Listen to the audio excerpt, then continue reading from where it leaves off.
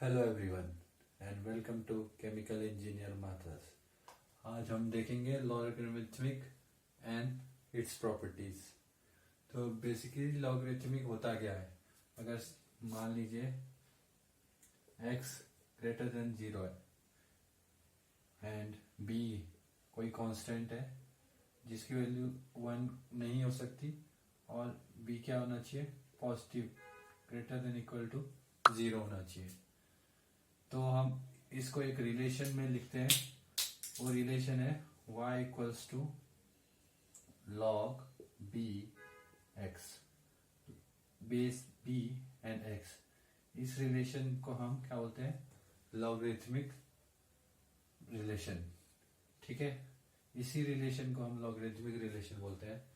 अब ये b equals not equals to 1 और b greater than equals to 0 क्यों होना चाहिए, ये सब बताता हूँ आगे। उससे पहले आपको ये ध्यान में रखना होगा कि ये है क्या। ठीक है, अगर इसको हम कन्वर्ट करते हैं बेसिकली ये सिंपल आपका ये वही है। जैसे कि आपको पता है कि y equals to l n x. L n क्या होता है?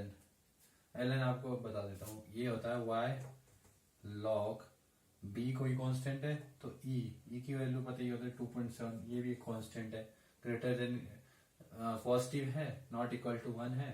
और इसको क्या बोलते हैं? e और x। इसी को बोलते हैं हम y equals to l n x. अब हम देख रहे थे कि b की वैल्यू इक्वल्स टू 1 क्यों नहीं हो सकती। इसी को फंक्शन को हम क्या लिख सकते हैं? अब प्रॉपर्टीज में भी देख लेते हैं साथ में।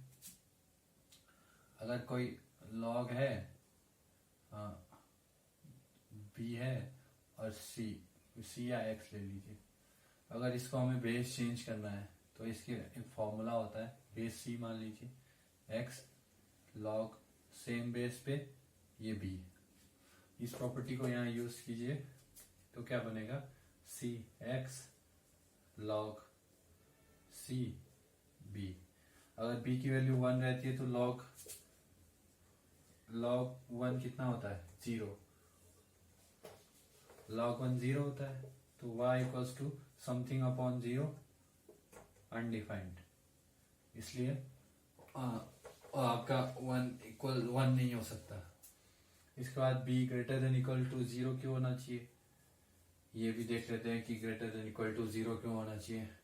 सबसे पहले हमें सिंपल यहाँ देखना पड़ेगा कि ये लिखते कैसे है। इसको कन्वर्ट कर लीजिए। ये बेसिकली बनेगा क्या? ये बनेगा b की पावर y और x। इसको बोलते हैं हम लॉगरिथमिक फॉर्म। ये है आपका एक्सपोनेंशियल फॉर्म।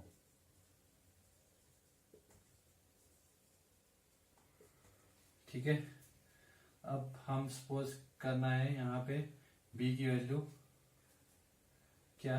0। ठीक है, b की वैल्यू 0। इसको कैसे करेंगे?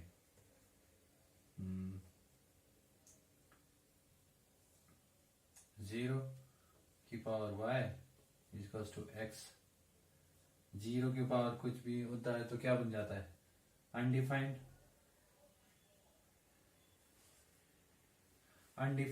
इसलिए 0 तो हो नहीं सकता।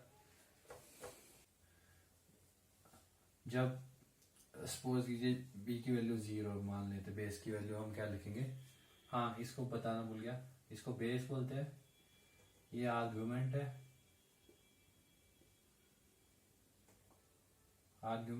और ये आपका लॉगरिथमिक।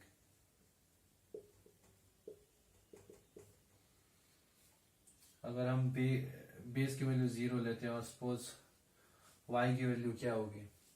नेगेटिव हो गई, सपोज हो गई, तो x क्या हो जाएगा हमारा? 1/0, जो कि एक अनडिफाइंड है। तो आपका बेस 0 कभी नहीं हो सकता।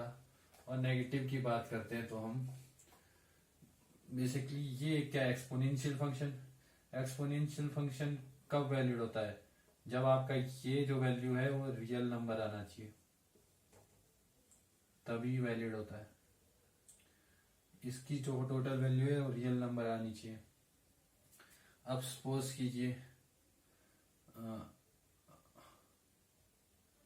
नेगेटिव क्यों नहीं हो सकता, बेस नेगेटिव इसलिए नहीं हो सकता। अब देखते हैं, अगर बेस की वैल्यू सपोज कीजिए -3 है, अब उसके ऊपर मैं पावर y कुछ भी लगा 0 लगाता हूँ, अभी तो ये रियल नंबर है। और एग्जांपल्स लेते हैं हम। और एग्जांपल्स लेते हैं, -3 की पावर -3 की पावर आपकी क्या ले, -3 ले, ये भी एक रियल नंबर है। एक कंडीशन होती है, अगर नेगेटिव वैल्यू के ऊपर ऑड बाय इवन ये कंडीशन हो जाती है तो ये रियल नंबर के इक्वल नहीं है, ये रियल नंबर नहीं है। तो सपोज कीजिए -3 हो गया और उसके ऊपर 1/2 हो गया, तो ये रियल नंबर नहीं है। तो ऐसे बहुत सारे कंडीशंस बनते हैं जहां पे कि ये रियल नंबर नहीं बनता है, जिसके कारण ये एक्सपोनेंशियल के रूल्स को ब्रेक कर देता है। इसलिए आपका यहाँ पे बेस आपका ग्रेटर देन इक्वल टू 0 होना चाहिए, नेगेटिव नहीं होना चाहिए, क्योंकि ये बता दिया रियल नंबर नहीं बनेगा। और इक्वल टू 0 भी नहीं हो सकता क्योंकि अनडिफाइंड हो जाता है। और अब आपका प्रॉपर्टीज देख लेते हैं, प्रॉपर्टीज क्या क्या होता है। लॉग सपोज कोई भी बेस है, ए बी हो गया, तो ये क्या हो जाता है, लॉग बी, ए सी ले लीजिए, तो log A plus log B C. और प्रॉपर्टीज बहुत सारे होते हैं, log B A upon C, तो ये क्या log B A minus log B C. Next property होगी आपकी लॉग बेस एक्स की पावर n, तो ये बन जाता है n, आगे आ जाता है n लॉग बेस x। अगर बोलेंगे लॉग की पावर b है और यहाँ भी b है, same base and same argument होता है तो 1 हो जाता है। ठीक है, ये सारी प्रॉपर्टीज है, यही है लॉग बेसिकली। सो हम कुछ क्वेश्चंस देख लेते हैं। सपोज कीजिए 2 है, log 7x है, तो बोलेंगे इसका x की वैल्यू बताओ। तो ये कैसे हो जाएगा, सिंपल, s क्या हो जाएगा 7 पावर 2 और x इज इक्वल टू 49। और अगर और एक क्वेश्चन देख लेते हैं, 3 log 10 x प्लस 5, तो ये क्या हो जाएगा 10 की power 3 x plus 5, 1000 minus 5 x value 995। Simple. तो अगर आपको वीडियो अच्छा लगा तो लाइक कीजिए, शेयर कीजिए और सब्सक्राइब जरूर कीजिएगा। Thank you.